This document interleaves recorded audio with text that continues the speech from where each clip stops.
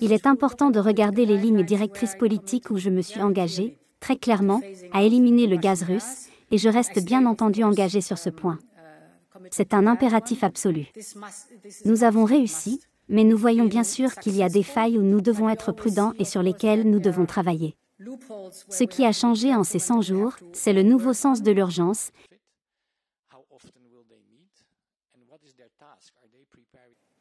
Car quelque chose de fondamental a changé. Nos valeurs européennes, la démocratie, la liberté, l'état de droit, sont menacées. Nous voyons que la souveraineté, mais aussi les engagements fermes, sont remis en question. Tout est devenu transactionnel, donc le rythme du changement s'est accéléré, et l'action nécessaire doit être audacieuse et déterminée. Les États-Unis, cela fait plus de 80 ans qu'ils sont notre plus proche allié, et face à l'adversité, les États-Unis et l'Europe ont toujours été plus forts ensemble. Et oui, il y a des différences, nous avons peut-être des points de vue différents sur certains sujets, mais si l'on regarde les intérêts communs que nous avons, ils l'emportent toujours sur nos différences.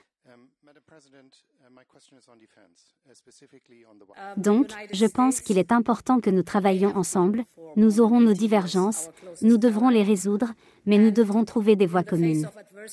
Cette semaine a apporté un soutien unanime pour le projet « Réarmer l'Europe ». Vous êtes familier avec le paquet de 800 milliards d'euros pour la défense, et cela est historique. Cela peut être la base d'une Union européenne de défense. Nous allons faire avancer le plan « Réarmer l'Europe » avec toute la force nécessaire.